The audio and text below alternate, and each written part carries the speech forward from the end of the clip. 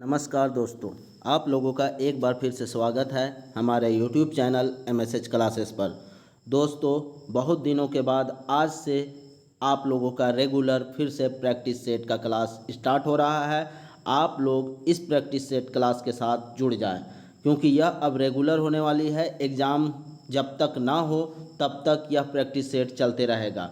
बीच में भी इस बीच में दोस्तों, क्योंकि हम लोग किसान प्रवृत्ति के लोग हैं, किसान से जुड़े हुए हैं, किसान हैं, इसलिए बरसात हो जाने के कारण हम लोग का खेत में कुछ काम आ जा गया था, जिस वजह से मैं आप लोगों का क्लास नहीं ले पा रहा था। लेकिन आज से आप लोगों का क्लास रेगुलर रहेगा। तो दोस्तों चलिए, इसी प्रैक्टिस सेट में आज हम लोग 31 प्रैक्टिस सेट करने जा रहे हैं, जो कि 100 क्वेश्चन का है। और यह प्रैक्टिस सेट एग्ज़ाम ओरिएंटेड है, क्योंकि इससे जो क्वेश्चन प्रैक्टिस सेट में जो क्वेश्चन आज मैं करवाने जा रहा हूं, हो सकता है बहुत सारा क्वेश्चन हूबहू डायरेक्ट एग्ज़ाम में यहीं से छपने वाले हैं। तो इसलिए आप लोग इस वीडियो को बीच में ना स्किप करें, अंत तक ज़रूर देखें। हो सकता है एग्ज़ाम में ये आपके लिए काफ़ी हेल्प करेगा। तो चलिए दोस्तों, बिना देर किए हम लोग आज का प्रैक्टिस सेट स्टार्ट करते हैं। आप लोगों के सामने आज का पहला प्रश्न, बथा कविता के मुताबिक हरियर बन कर माझे उजरल उदास ठाड़ा है। अब यहाँ पे देखिए, हरियर बन कर माझे मतलब बीच में, और उजरल मतलब एकदम उदास, उजरा हुआ मतलब कि उसका पत्ता उत्ता झड़ा हुआ, और उदास ठाड़ा का मतलब खड़ा है। तो कौन सा खड़ा है? जो हरा भरा वन है उसमें एक बीच में उजरा हुआ उदास सा, जिसमें पत्ता डाली वगैरह सूखा हुआ है, वैसा कौन खड़ा है, ये पूछा जा रहा है। तो कौन खड़ा है दोस्तों? कविता में हम लोग अच्छे से देखे हैं कौन खड़ा है, तो गज खड़ा है। अब यहाँ पे बात आ रही है कि बथा कविता, तो बथा कविता किसके द्वारा लिखी गई है? तो दोस्तों शकुंतला मिश्र के द्वारा लिखी गई है, जो कि पर्यावरण से रिलेटेड है। चलिए दूसरा प्रश्न हम लोग देखते हैं, परमवीर अल्बर्ट एक्का कौन कवि कर रचना है के। अब यहाँ पे परमवीर अल्बर्ट एक्का के बारे में, जिसने दोस्तों परमवीर अल्बर्ट एक्का कहाँ का है?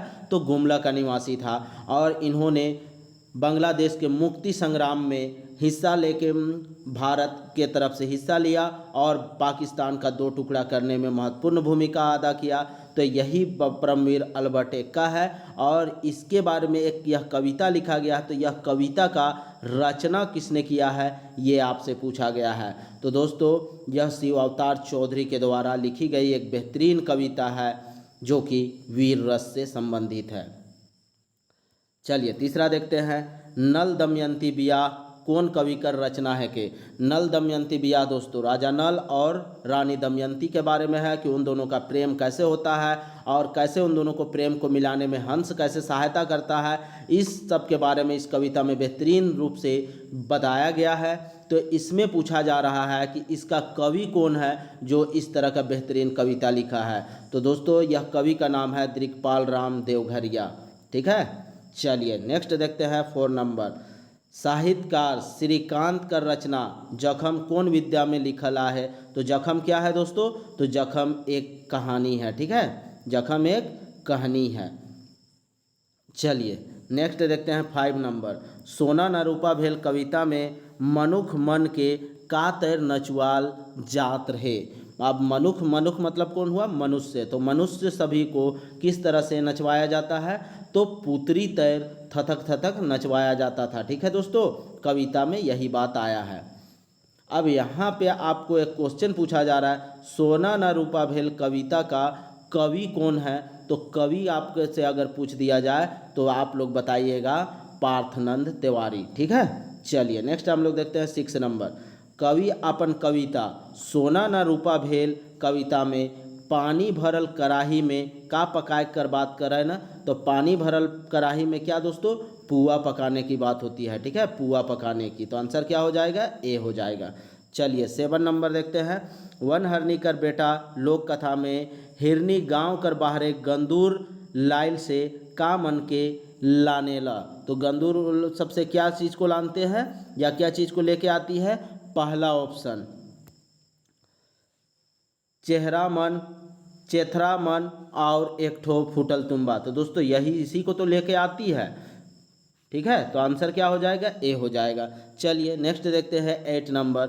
हिरनी कर बेटा तुम्बा के कहाँ टांगेला। तो तुम्बा को कहाँ टांगता है दोस्तों, खान में अर्थात कंधे पे। ठीक है, तो यहाँ पे आंसर हो जाएगा ए। चलिए नेक्स्ट देखते हैं 9 नंबर। लोक साहित्य कौन परंपरा में चलते आवत है। तो लोक साहित्य किस परंपरा में चलते आ रहा है दोस्तों, यह भौखिक लिखा हुआ है, भौखिक ना हो के ये क्या है दोस्तों, मौखिक है। ठीक है, मौखिक, यहाँ पे थोड़ा सा प्रिंट मिस्टेक है तो इसको मौखिक कर लीजिएगा। लोक साहित्य दोस्तों मौखिक परंपरा से एक पीढ़ी से दूसरे पीढ़ी में यह गति कर रहा है। ठीक है, और यही गति के कारण हम लोग तक यह लोक साहित्य पहुँचा है। चलिए 10 नंबर हम लोग देखते हैं।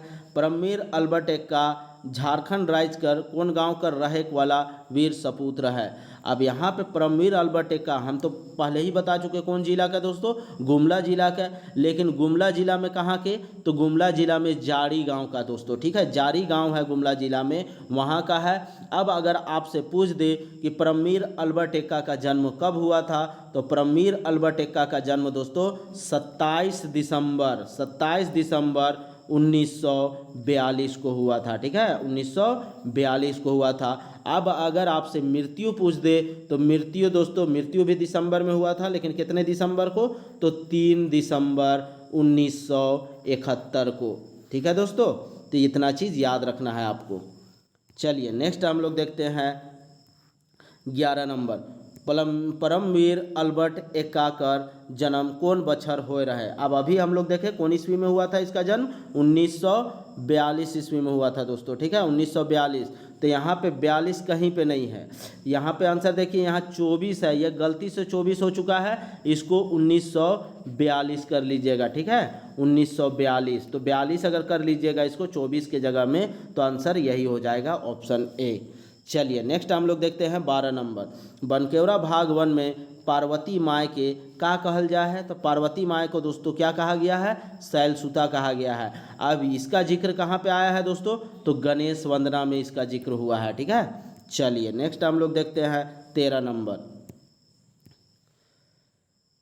हेठे देल कौन कविता जय गोविंद मिश्रा कर हेके। जय गोविंद मिश्रा के द्वारा कौन सा कविता लिखा गया है, विद्या सम धन न और। ठीक है, तो इसी को है विद्या सम धन नहीं, मतलब कि विद्या के समान और कोई धन नहीं है। तो यह किसके द्वारा लिखा गया है, तो यह जय गोविंद मिश्रा के द्वारा लिखा गया एक बेहतरीन कविता है, जिसमें शिक्षा के महत्व को बताया गया है और शिक्षा के समान कोई दूसरा चीज़ खड़ा नहीं हो सकता, ऐसा बताया गया है।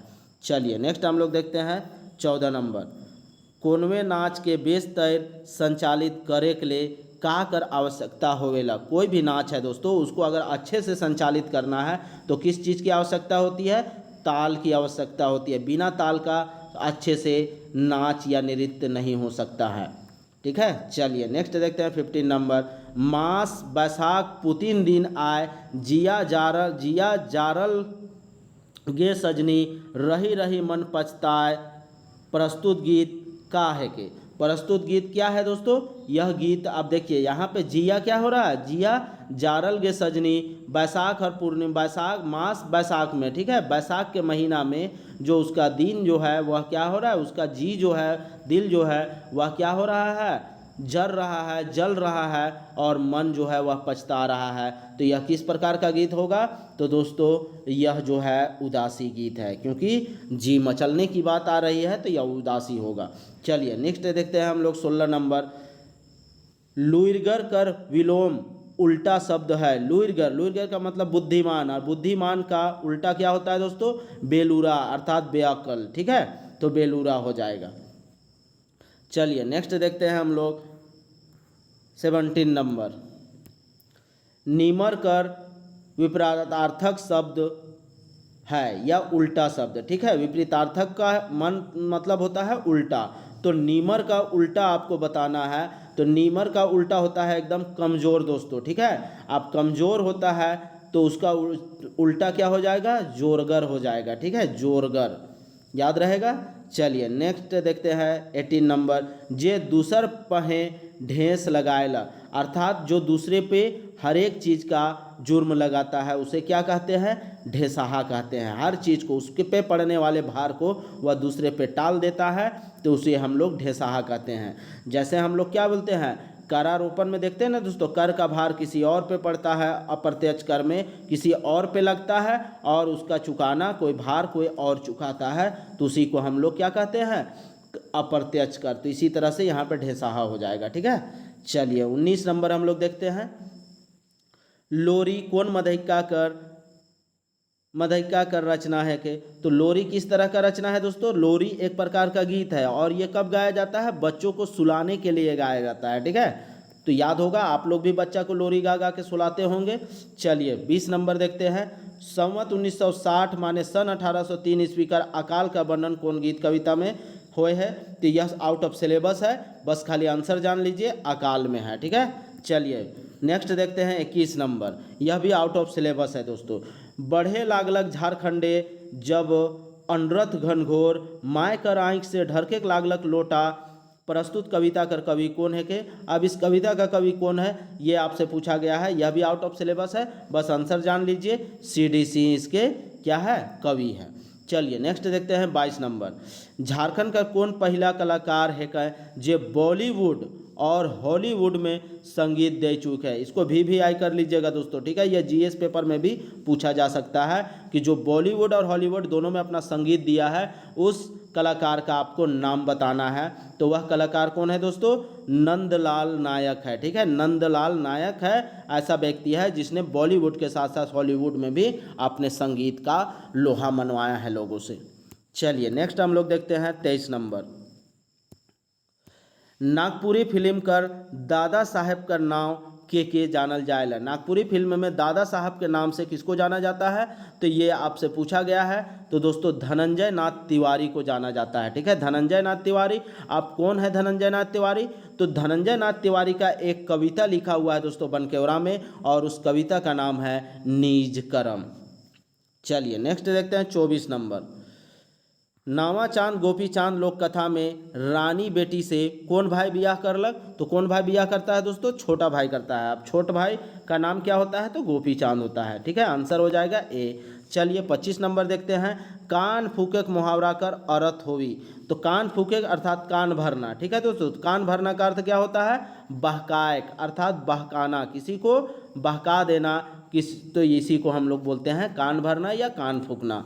चलिए नेक्स्ट देखते हैं 26 नंबर। थीर पानी पखन काटे कहावत कर अर्थ का होवी। अब यहाँ पे देखिए थीर पानी मतलब कि जो पानी स्थिर है वह पानी स्थिर होने के बाद भी वह क्या करेगा, पत्थर को काट लेगा, ऐसा कहावत है। तो इस कहावत का अर्थ क्या होगा, धीरज धर ले काम बनेला, अर्थात आप अगर धीरज रखिएगा तो आपका काम जरूर बनेगा। अगर आप लोग तैयारी में हैं और धीरज रख के अगर तैयारी कर रहे हैं तो आपका 100% रिजल्ट होगा। और रिजल्ट के लिए आप MSH क्लासेस के साथ जुड़े रहिए। MSH क्लासेस आपको रिजल्ट ओरिएंटेड तैयारी करा रहा है, क्योंकि देखिए दोस्तों जिस तरह से मैं क्वेश्चन आप लोगों को करा रहा हूँ, हर एक क्वेश्चन का एक्सप्लेनेशन कर रहा हूँ, इससे आपको एग्ज़ाम में बहुत ही हेल्प मिलने वाला है। 100% आपका नागपुरी में 90+ का स्कोर हो जाएगा। ठीक है, और हो सकता है अगर एक सप्ताह के अंदर, एक सप्ताह 15 दिन में अगर डिजिटल बोर्ड आ जाता है दोस्तों, तो मैं आप लोगों को सारा क्लास लूँगा। ठीक है, जैसे कि आपका झारखंड GS होगा, ठीक है, GS का क्लास होगा। GS में जैसे हिस्ट्री होगा, ज्योग्राफी होगा, इकोनॉमिक्स होगा, साइंस होगा, या फिर झारखंड होगा, या फिर मैथ रीजनिंग, इन सारे का क्लास आपको MSH क्लासेस के थ्रू लिया जाएगा और एकदम दोस्तों यह फ्री ऑफ कॉस्ट लिया जाएगा। इसलिए आप लोग अगर अभी तक चैनल को सब्सक्राइब नहीं किए हैं तो जल्द से जल्द चैनल को सब्सक्राइब कर लें, क्योंकि चैनल को सब्सक्राइब कीजिएगा तो आप लोगों तक नोटिफिकेशन जाएगा तो आप लोग वीडियो को जल्द से जल्द देख पाइएगा और अपनी तैयारी को धार दे पाइएगा। ठीक है, चलिए नेक्स्ट है दोस्तों 27 नंबर।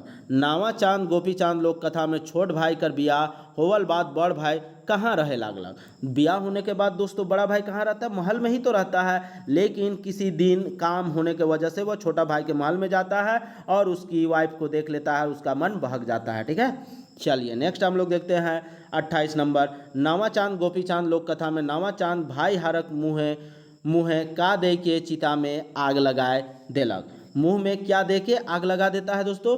बेल का फर और डाली को दे के वह आग लगा देता है उनके चिता में। ठीक है, चलिए नेक्स्ट देखते हैं 29 नंबर। उदासी गीत गावल जाएला। उदासी गीत किसके द्वारा गाया जाता है? तो उदासी गीत जिसमें नृत्य नहीं होता है जनरली दोस्तों, और यह मर्दाना लोगों के द्वारा गाया जाता है। ठीक है, याद रहेगा। चलिए नेक्स्ट देखते हैं पैका नाच के मनक द्वारा करल जाएला। पैका दोस्तों यह वीर रस से है, क्योंकि इसमें यह एक जोशीला नृत्य है, और यह नृत्य दोस्तों किसके द्वारा किया जाता है? तो यह भी मर्दाना लोगों के द्वारा किया जाता है। क्यों? क्योंकि इसमें जोश है, ताकत है, और इस ताकत के बल पे, ताकत के द्वारा औरतें नहीं कर पाएंगी, इसलिए यह नृत्य को मर्दों का नृत्य कहा गया है। ठीक है, चलिए नेक्स्ट हम लोग देखते हैं 31 नंबर। तिरिया चरित्र लोक कथा में लाश सय चिता में सती होय के मोर जाएला। अब यहाँ पे तिरिया चरित्र का बात हुआ है दोस्तों। ठीक है, तो तिरिया चरित्र में लाश के साथ कौन जो है वह सती होकर मर जाता है। तो तिरिया चरित्र में अगर लाश के साथ मरने वाला का बात किया जाएगा दोस्तों, तो सौवाइन मरती है। ठीक है, सौवाइन कोई रानी नहीं होती है, तो यहाँ आंसर रानी दिया हुआ है जो कि गलत है, तो यहाँ पे सौवाइन होगा। ठीक है, सौवाइन। क्यों? क्योंकि वह अपना पति का साव का सार काट के साधु के पास ले जाता है, और साधु जब उसे मारने उड़ने लगता है तब जाके वह उसे पछतावा होता है, और फिर वह अपने पति के चिता पे जल के सती हो जाती है। ठीक है, चलिए नेक्स्ट हम लोग देखते हैं 32 नंबर। नावा चांद गोपी चांद लोक कथा में का जानी राकस के ई कुम्हार मायर है कि केव दोसर आदमी मायर है, ई बात के कहेला। तो यह बात कौन कहता है दोस्तों? तो बड़ा भाई के द्वारा यह बात कहा जाता है राजमहल में। ठीक है, जब कुम्हार का शादी का तैयारी होने लगता है, उसी वक्त जब दरबार सजता है, तो उसी वक्त यह कहता है। ठीक है, चलिए नेक्स्ट हम लोग देखते हैं 33 नंबर। नावा चांद गोपी चांद लोक कथा में बड़ भाई हार अपन छोट भाई और बहुरिया हारक राख के का करेला। तो जो अपना बड़ा भाई, अपना छोटा भाई और उसकी वाइफ का राख, जो कि जल के राख हो गया है, उसका राख को लेके वह क्या करता है? पूरे गत्तर में पोताएला, अर्थात अपने पूरे पीठ पे उस राख को मल लेता है, और दोबारा फिर महल घूरता नहीं है और साधु बन जाता है। ठीक है, चलिए नेक्स्ट हम लोग देखते हैं 34 नंबर। तिरिया चरित्र लोक कथा में सौवाइन के कर ले पकवान लेके रोज रात के घर से निकलत रहे। तो किसके लिए पकवान लेके वो जाती है? तो साधु के लिए जाती है, क्योंकि साधु से उसे प्रेम हो जाता है सौवाइन को। चलिए नेक्स्ट हम लोग देखते हैं 35 नंबर। तिरिया चरित्र लोक कथा में अप्सरा ठो राजकुमार के कोन बट जाग से मना करेला। अब देखिए दोस्तों, यह दो कहानी में आया है, और दोनों कहानी में सेम दिशा की बात हुई है। अगर आप वन हिरनी का बेटा देखिएगा, तो वन हिरनी के बेटा में हिरनी रानी जो है वह अपने बेटा को बोलती है कि दक्षिण दिशा में नहीं जाना है, और इसी तरह तिरिया चरित्र में राजकुमार को जो छोटी अप्सरा होती है वह भी बोलती है आप सारे रूम तरफ चले जाइए, लेकिन जो दक्षिण का रूम है उसके तरफ आपको नहीं जाना है। तो इसलिए आंसर क्या हो जाएगा? दक्षिण हो जाएगा। दोनों में दक्षिण दक्षिण है, तो इससे आप लोग याद रख सकते हैं। चलिए नेक्स्ट देखते हैं 36 नंबर। मुंह के ना लुकाव काहे के। अब मुंह के ना लुकाव देखिए दोस्तों, ये आउट ऑफ सिलेबस है। ठीक है, तो यह एक पद है, ठीक है, कविता है।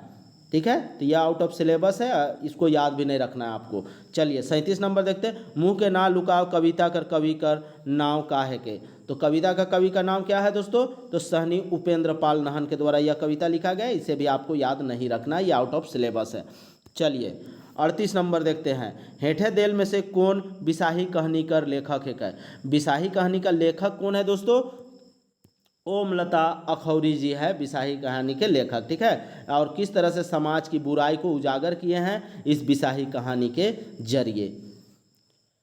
चलिए नेक्स्ट हम लोग देखते हैं 39 नंबर। बिसाही कहानी में बिरसी का सहिया कर नाव है के। अब बिरसी का सहिया अर्थात उसकी सहेली का नाम क्या होता है दोस्तों? तो एतवारी होता है। ठीक है, एतवारी। चलिए नेक्स्ट हम लोग देखते हैं 40 नंबर।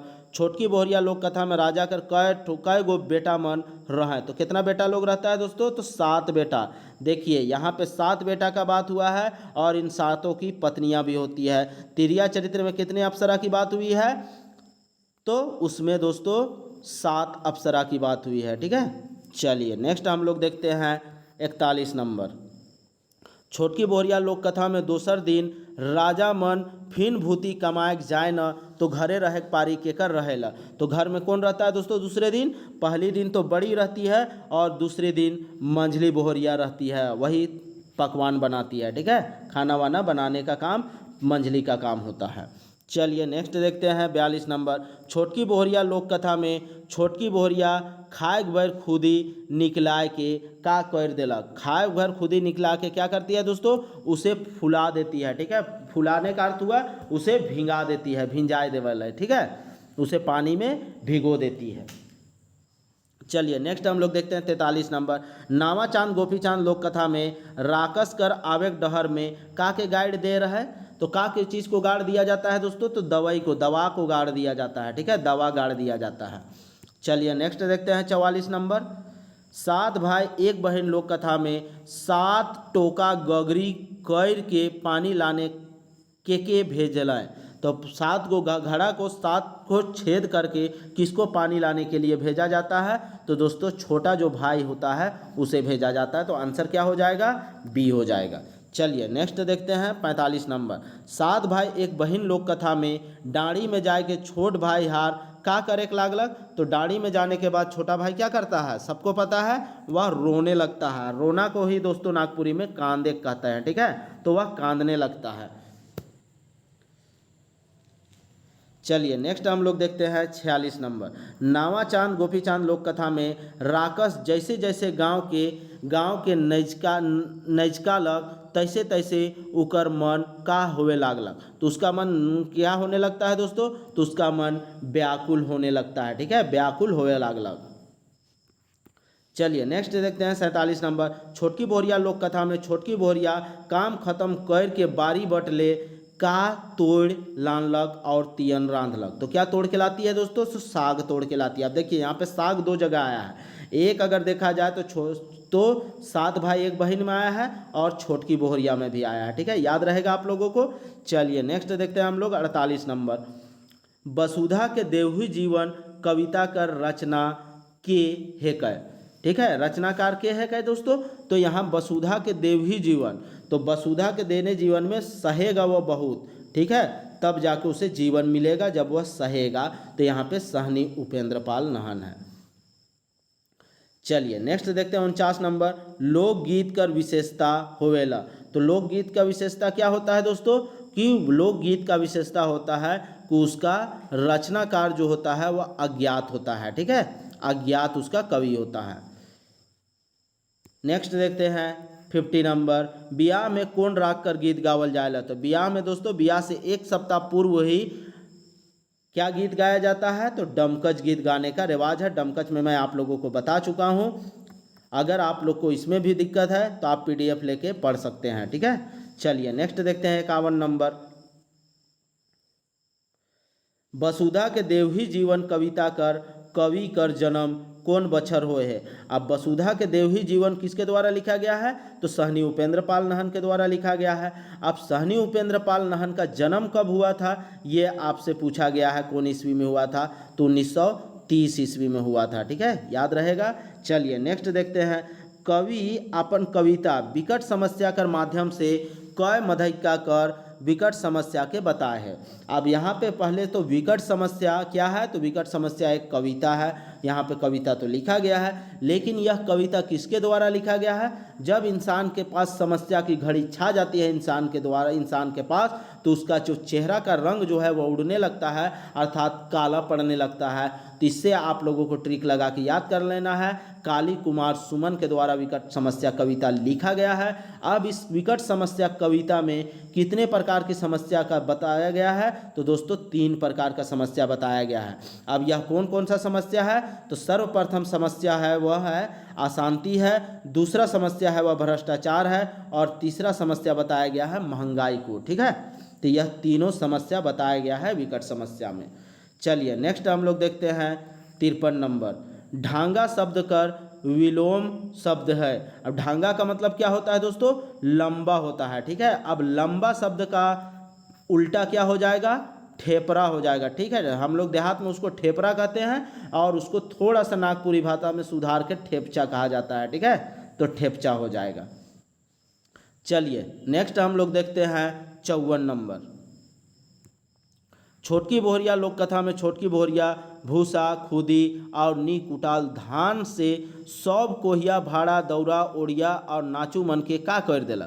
तो क्या कर देती है दोस्तों, सबको वह भर भर देती है। ठीक है, सभी को जितना भी सामान खाली रहता है सब में ये सब राशन को वह भर देती है।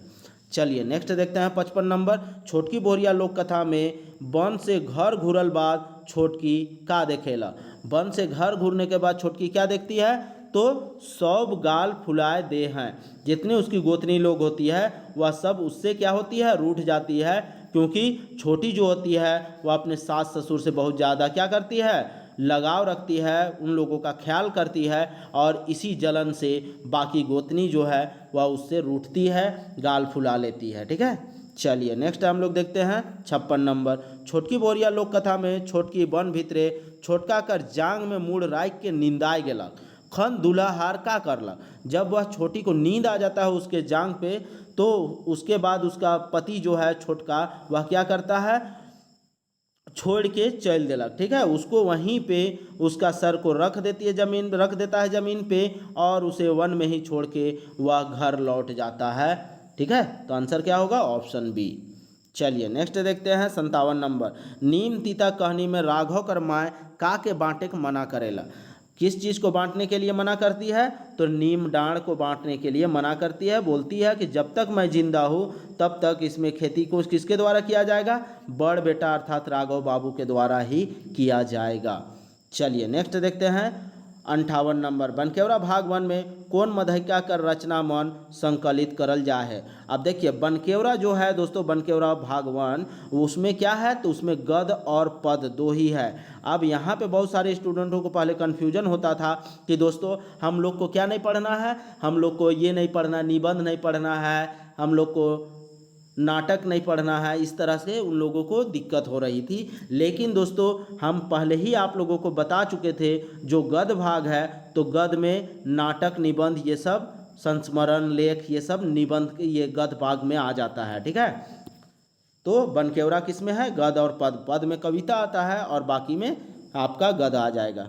चलिए नेक्स्ट देखते हैं 59 नंबर। बसंत कविता कर कवि नईमुद्दीन मिर्दहा के का उपाधि दे के सम्मानित करल जाए है। तो क्या चीज़ का उपाधि मिला है दोस्तों, रस खान का। रस खान हिंदी का बहुत जाने माने एक कवि है और इसी की उपाधि से सम्मानित किया गया है नईमुद्दीन मिर्दहा को। ठीक है, चलिए नेक्स्ट हम लोग देखते हैं 60 नंबर। नईमुद्दीन मिर्दहा अपन कविता बसंत में कौन फूल का वर्णन कर है, तो किस फूल का वर्णन किया है दोस्तों, पलाश का किए हैं, केतकी का किए हैं, गुलैची का किए हैं और बहुत सारे फूल का किए हैं। तो आंसर क्या हो जाएगा इसमें, ऑप्शन डी हो जाएगा सभी। घासी राम गीतकार कर संगे संगे और कार है। तो गीतकार के संगे संगे में घासी राम और क्या रहता है दोस्तों, तो यही तो आपको बताना है। तो वह एक नाटक का क्या होते रहते हैं दोस्तों, तो वह एक गायक भी रहते हैं। घासी राम के द्वारा गीत का भी गाया जाता है। ठीक है, चलिए नेक्स्ट देखते हैं लोक कथा अपन परंपरा में क्या होवेला। तो अपन परंपरा में क्या, लोक कथा जो है अपनी परंपरा से क्या होता है, अपनी परंपरा से ही वह अपना जीवन आगे बढ़ाता है अर्थात पोसाएला। ठीक है, चलिए नेक्स्ट देखते हैं 63 नंबर। पूर्णा परिया में शिक्षण कर एक मात्र माध्यम रहे। तो शिक्षण का एक मात्र माध्यम क्या रहता है दोस्तों, पुराना परिया में मतलब कि प्राचीन काल में। तो प्राचीन काल में दोस्तों लोक कथा और लोकगीत के माध्यम से ही लोगों को शिक्षा दिया जाता था। अभी की तरह स्कूल कॉलेज नहीं हुआ करता था प्राचीन काल में। ठीक है, चलिए 64 नंबर हम लोग देखते हैं जदुरैया का है के। अब यहाँ पे देखिए दोस्तों जदुरैया, अगर आप कृष्ण वंदना देखेंगे तो उसमें जदुरैया का आया है कि कृष्ण जो है वह जदुरैया नाच देखने जाता है। ठीक है, तो यह एक प्रकार का नृत्य है, नाच है। चलिए नेक्स्ट देखते हैं हम लोग 65 नंबर। नल दमयंती ब्याह कर कवि दिक्पाल राम देवघरिया का जन्म कौन बछर में हुए है। नल दमयंती ब्याह किसके द्वारा लिखा गया है, दिक्पाल राम देवघरिया के द्वारा। अब इस दिक्पाल राम देवघरिया का जन्म कब हुआ था, तो 1883 ईस्वी में हुआ था दोस्तों। ठीक है, याद रहेगा। चलिए नेक्स्ट हम लोग देखते हैं 66 नंबर। नल दमयंती बियाह कर कवि दिक्पाल राम देवघरिया का मृत्यु कौन बछर हो रहे। अब इसकी मृत्यु कब हुआ था ये आपसे पूछा जा रहा है। तो मृत्यु दोस्तों 1923 में हुआ था। 1883 में जन्म होता है और 1923 में मृत्यु होता है। 67 नंबर देखते हैं। ए हो देख तो छोटकी एतय भारी का मन के बोझ लाना थे जा जा बेचारी कर बोझ के बोझ समराव इस संवाद के केकर से कहेला, अर्थात किससे कहा जाता है पूछा गया है। ठीक है, तो किससे कहा जाता है दोस्तों, तो ससुर हार कहता है। और किससे कहता है, अपनी पत्नी अर्थात बुढ़िया हार से कहता है। ठीक है, तो आंसर ऑप्शन ए हो जाएगा। चलिए नेक्स्ट हम लोग देखते हैं 68 नंबर। गंगा प्रसाद बुधिया द्वारा कौन बछर गोटेक संगमरमर का मूर्ति श्री मदन मोहन मंदिर बोड़िया में स्थापित करल गेला। तो किस ईस्वी में किया गया था दोस्तों, किसके द्वारा, गंगा प्रसाद बुधिया के द्वारा। ठीक है, तो कब किया गया है यह सब आप लोगों को पता है कि 1960 ईस्वी में मूर्ति स्थापित किया गया था। चलिए नेक्स्ट हम लोग देखते हैं 69 नंबर। मदन मोहन मंदिर कौन गांव में आया है। तो मदन मोहन मंदिर देखिए दोस्तों कांके का एक बोड़िया गांव है, तो इसी बोड़िया गांव में मदन मोहन मंदिर स्थापित है। ठीक है, चलिए नेक्स्ट हम लोग देखते हैं 70 नंबर। हरियर बन माझे उदास खड़ा ठुडगू गज उकर ऊपरे बरखा कर पानी रकत है उकर सुखल छाती में प्रस्तुत पंक्ति कौन कविता से लेल जाए है। तो किस कविता से दोस्तों, यहाँ पे देखिए ठुडगू गज का आया है जिक्र, और ठुडगू गज बत्था कविता में, क्योंकि पर्यावरण का उजाड़ इसी में दिखाया गया है जो कि शकुंतला मिश्रा के द्वारा दिखा गया है। ठीक है, तो ये आंसर क्या हो जाएगा, ऑप्शन बी हो जाएगा। चलिए नेक्स्ट देखते हैं 71 नंबर। बत्था कविता का रचनाकार का नाम का है क्या। तो बत्था कविता का रचनाकार अभी हम लोग बता चुके, शकुंतला मिश्र के द्वारा यह कविता लिखा गया है। ठीक है, चलिए 72 नंबर देखते हैं। मांदर कौन चीज़ से बनाया जाएगा। तो मांदर किस चीज़ से बनाया जाता है दोस्तों, तो माटी का खोल से भी बनाया जाता है और लकड़ी के खोल से भी बनाया जाता है। तो इसलिए आंसर ऑप्शन सी क और ख दुयो होगा। ठीक है, चलिए नेक्स्ट देखते हैं 73 नंबर। सोना समय सोना हके कर मुताबिक आइज बेरा के मापे के ले का आहे। तो बेरा अर्थात समय को मापने के लिए आज इंसानों के पास क्या है, तो एक यंत्र है और उस यंत्र का नाम घड़ी है दोस्तों। ठीक है, लेकिन इस घड़ी को आज समय ना माप के फैशन का एक क्या बना लिया है, माध्यम बना लिया गया है। चलिए नेक्स्ट देखते हैं 74 नंबर। समय सोना हके में लेखक अपन निबंध में कौन कवि कर हवाला दे है। तो किस कवि का हवाला दिया गया है दोस्तों, तो यहाँ पे कबीर दास का हवाला दिया गया है कि इंसान हर समय को टालने पे विश्वास करता है कि, और कबीर के द्वारा कबीर के दोहे में कहा गया है कि कल करे सो आज करे सो अभी।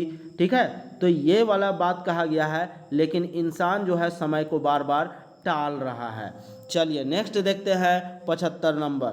थुलथुल कर विलोम शब्द होवेला, विलोम शब्द है। तो थुलथुल मतलब क्या होता है दोस्तों, तो थुलथुल का अर्थ होता है कि एकदम मोटा मोटा, जो एकदम उसका क्या होता है, चारों तरफ फैट इतना निकला हुआ होता है कि उसका शरीर हिलने लगता है, तो उसी को थुलथुल कहते हैं। तो उसका उल्टा क्या हो जाएगा, एकदम पतला दुबला, और पतला दुबला को हम लोग क्या कहते हैं, लिटिर पिटिर कहते हैं। चलिए इस तरह से हम लोग का 75 क्वेश्चन समाप्त होता है। नेक्स्ट हम लोग देखते हैं 76वां प्रश्न।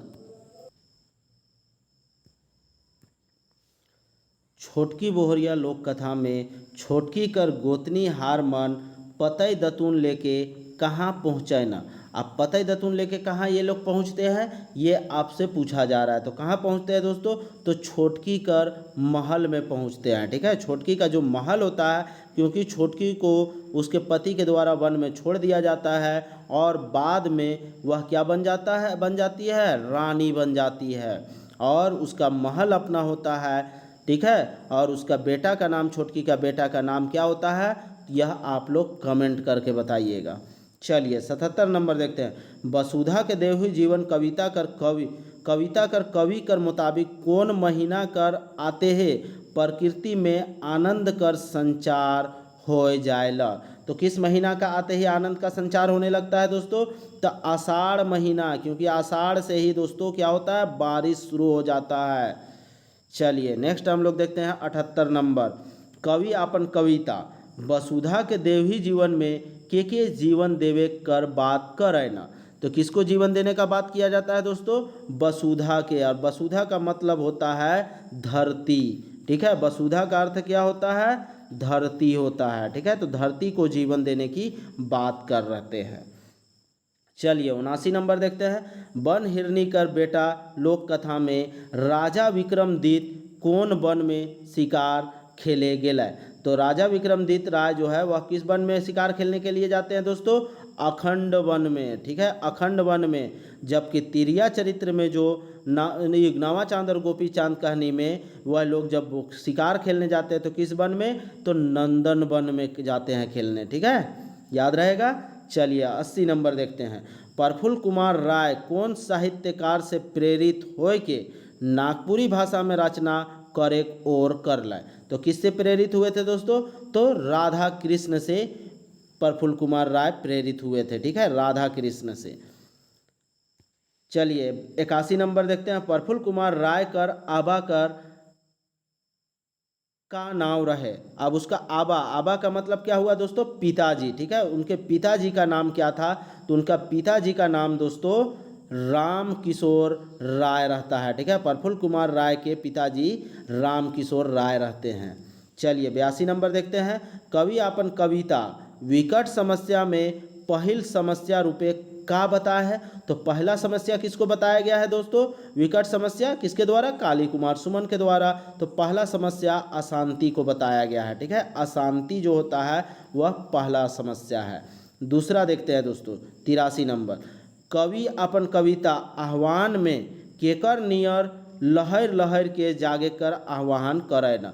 तो किसके जैसा लहर लहर के जगने की बात कर रहा है दोस्तों? शेर नियर अर्थात शेर के जैसा। ठीक है, शेर के जैसा जागने की बात कर रहा है छोटा नागपुर के लोगों को। चलिए नेक्स्ट देखते हैं 84 नंबर। छोटकी बोहरिया लोक कथा में छोटकी और धंगरीन कर छाती ले दूध छरछराय के पिचके के लागलक और पर्दा के बिंधे कहाँ पड़े लागलक। पर्दा को बिंधने का अर्थात पर्दा से पास पाने के बाद वह कहाँ पड़ने लगता है, ये आपसे पूछा गया है। तो कहाँ पड़ने लगता है दोस्तों? तो छुआ मनकर जो मुंह होता है उसमें वह दूध जाने लगता है और इसी से जांच होता है कि सोनबरिश जो होता है वह छोटकी का बेटा होता है। चलिए नेक्स्ट हम लोग देखते हैं 85 नंबर। छोटकी बोहरिया लोक कथा में चोरनी धांगरीन के आदमी मन महल ले और नगर ले निकलाल बादे छोटकी के क्या कर ले। तो छोटकी को क्या करते हैं दोस्तों? छोटकी को रानी बना देते हैं वहाँ के लोग। ठीक है, चलिए नेक्स्ट हम लोग देखते हैं 86 नंबर। 7 भाई एक बहन लोक कथा में जोन भूड़ू लता में छोट भाई हार बहन कर शिकार उझल रहे ऊठन का बढ़लक। तो ऊठन क्या बढ़ता है दोस्तों? सुरंग बांस अर्थात खोखला बांस बढ़ जाता है। ठीक है, चलिए नेक्स्ट देखते हैं 87 नंबर। 7 भाई एक बहन लोक कथा में भूड़ू लता में बाढ़ल सुरंग बांस के काटेला। तो सुरंग बांस को कौन काटता है दोस्तों? तो उस डोम के द्वारा इस बांस को काटा जाता है। ठीक है, डोम। साधु भी है तो साधु नहीं लगाइएगा आप लोग। ठीक है, तो यहाँ पे डोम के द्वारा काटा जाता है। चलिए नेक्स्ट 88 देखते हैं। कवि अपन कविता विकट समस्या में दोसर समस्या रूपे का के बताए हैं। तो दूसरा समस्या किसको बताया गया है दोस्तों? तो दूसरा समस्या भ्रष्टाचार को बताया गया है। ठीक है, भ्रष्टाचार है यह दूसरी समस्या है लोगों की। चलिए नेक्स्ट देखते हैं 89 नंबर। कवि अपन कविता विकट समस्या में तीसर समस्या रूपे का के बताया है। तो तीसरा समस्या दोस्तों किसको बताया? महरंग अर्थात महंगाई को। ठीक है, महंगाई को ही महरंग कहा जाता है। चलिए नेक्स्ट देखते हैं 90 नंबर। एक ठो गछे ढेलाए ढेलाए। ठीक है, एक ठो गछे ढेलाए ढेला बुझवैल है। तो इस बुझवैल का अर्थ क्या होगा दोस्तों? तो अगर आप लोग बेल का पेड़ देखे होंगे तो बेल में देखिएगा बड़ा बड़ा बेल फड़ा हुआ होता है और वह ढेला के समान दिखता है, इसलिए इसे ढेला ढेला कहा गया है। ठीक है, तो आंसर क्या हो जाएगा? ऑप्शन बी हो जाएगा। चलिए नेक्स्ट हम लोग देखते हैं 91 नंबर। लोक साहित्य कर भाषा कैसन रहेला? तो लोक साहित्य का भाषा दोस्तों स्थानीय प्रवृत्ति की होती है और ये स्थानीय प्रवृत्ति के होने के कारण इसमें स्थानीय लोगों की आम भाषा शामिल होती है। ठीक है, चलिए नेक्स्ट हम लोग देखते हैं 92 नंबर।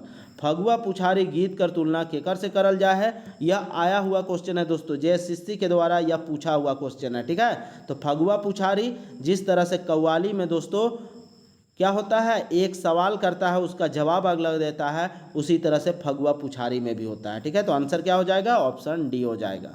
चलिए नेक्स्ट हम लोग देखते हैं 93 नंबर।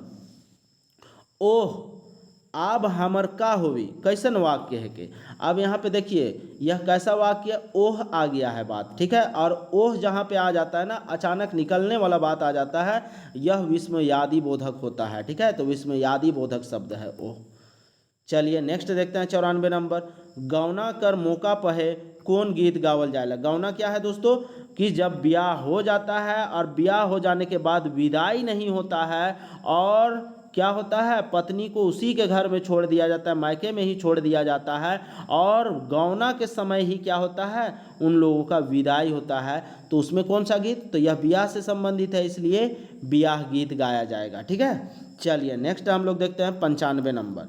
शेख भिखारी रातू महाराज कर महल में कहाँ नौकरी करत रहे? रातू महाराज के महल में क्या नौकरी करते थे दोस्तों? वह सिपाही का नौकरी करते थे। ठीक है, सिपाही थे, क्योंकि इसे तलवार खेलने की आदत थी, तलवार फांचते थे खूब। चलिए 96 नंबर देखते हैं। शेख भिखारी के अंग्रेज मन कौन ठीन फांसी में चढ़ाए रहे? तो किस ठीन फांसी में चढ़ाते हैं दोस्तों? तो चूटूपाली के घाटी में इन लोगों को फांसी चढ़ाया जाता है।